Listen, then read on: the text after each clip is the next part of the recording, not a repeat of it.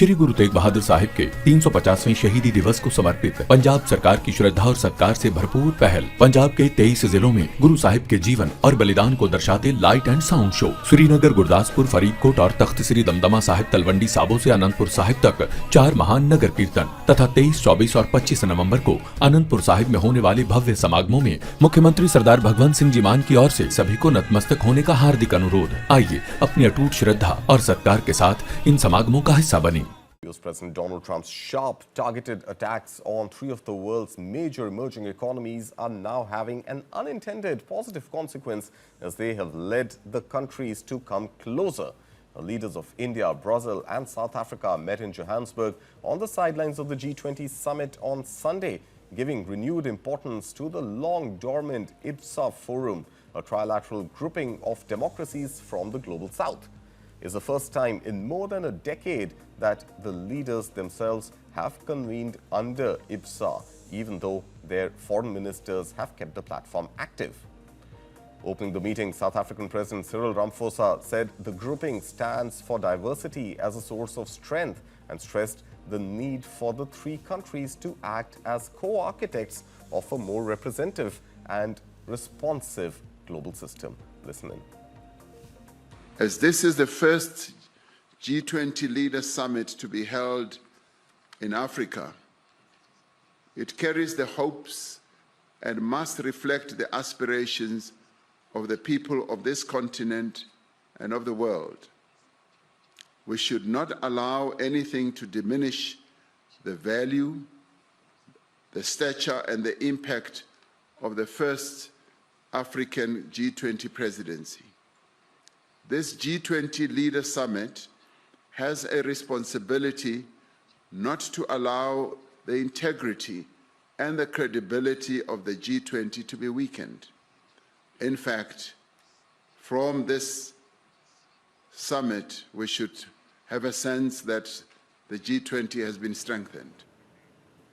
Now, this alliance, IBSA, that stands for India, Brazil, South Africa, the trilateral alliance comes against the backdrop of escalating tensions with Washington. Remember, President Trump had targeted India, Brazil and South Africa with steep tariffs. India has been hit with a 50% tariff hike, a move tied to its ongoing ties with Russia, while Trump has also provoked New Delhi with repeated claims of mediating a ceasefire between India and Pakistan. Move to South Africa. Trump has skipped the G20 summit entirely and stoked outrage with unfounded allegations of a genocide against white farmers. Meanwhile, in Brazil, Trump slapped high tariffs on imports in an attempt to pressure the country to drop a case against his ally, former President Jair Bolsonaro, who faces accusations of plotting a coup. But Brazilian President Lula da Silva pushed back strongly, prompting Trump to roll back some of those tariff measures, a rare diplomatic win for Lula da Silva. Meanwhile, Prime Minister Narendra Modi has called for a global compact to prevent the misuse of artificial intelligence, urging world leaders to ensure that critical technologies remain human-centric rather than finance-centric. Speaking at the 3rd session of the G20 Summit in Johannesburg, Prime Minister Modi said technology should be global, open source and accessible, not locked behind exclusive national models. He highlighted how India has built this approach into its own tech ecosystem, from space applications to AI and digital payments, where India is now a global leader. Prime Minister Modi further said AI must be used only for global good and warned against threats like deepfakes, crime and terror. He proposed a global framework built on human oversight, safety by design, transparency and strict safeguards to stop its misuse. And staying with other global stories where India is taking charge, India and Israel are moving closer to finalizing their long-pending free trade agreement, with both sides now considering a 2-phase rollout to deliver easy benefits to businesses in both the countries. Commerce and Industry Minister Piyush Goyal confirmed the plan after a 3-day visit to Israel, which he described as very successful, noting strong enthusiasm from Israeli industry leaders and government officials to deepen economic ties with India. Remember, on Thursday, the two nations signed the terms of reference to formally begin FTA negotiations. The framework includes easing market access for goods by reducing tariff as well as non-tariff barriers, simplifying customs procedures, boosting cooperation in innovation and technology transfer, and promoting smoother trade in services. Piyush Goyal also held meetings with several technology companies and visited the Paris Center for Peace and Innovation, where he highlighted Israel's ability to turn every crisis into an opportunity for progress.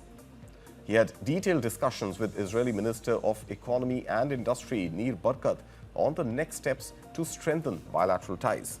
Nir Barkat has agreed to visit India soon with a large business delegation. Now, if finalized, the free trade agreement is expected to majorly expand trade, investment and tech collaboration between India and Israel, with a phased implementation helping both sides see early gains. Listen in to Piyush Goyal. एक बहुत ही सफल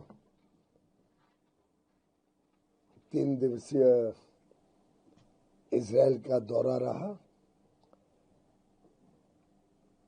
बड़े पैमाने पे यहाँ के उद्योग जगत में, यहाँ के सरकार में उत्साह है भारत के साथ संबंध और मजबूत बनाने का, जिसके रहते हमने टर्म्स ऑफ रेफरेंस भी फाइनलाइज करके साइन कर दिए, जिसके आधार पर अब फ्री ट्रेड एग्रीमेंट की बातचीत शुरू हो जाएगी।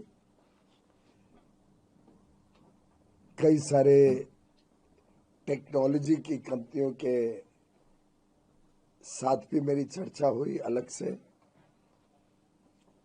Paris centre of peace and innovation में हमने देखा कैसे हर आपदा को इजराइल ने चुनौती समझकर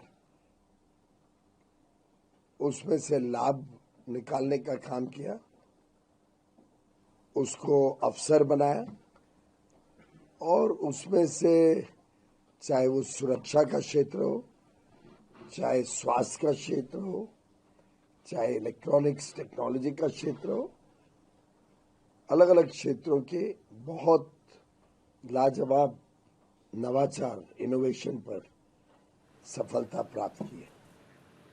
Now, staying with this story, Commerce and Industry Minister Piyush Goyal also met Israeli President Isaac Herzog on Sunday and discussed the full spectrum of bilateral cooperation, from trade and investment to science, technology and innovation. Goyal shared positive outcomes from the Business Forum and CEOs Forum and highlighted the first big step towards launching free trade agreement negotiations. He also met Prime Minister Benjamin Netanyahu, updating him on talks with Economy Minister Nir Barkat and the progress made by the 60-member Indian business delegation. Piyush Goyal underlined that the newly signed terms of reference will accelerate trade, investment and tech collaboration while combining Israel's high-tech strengths with India's scale and talent to drive the partnership forward.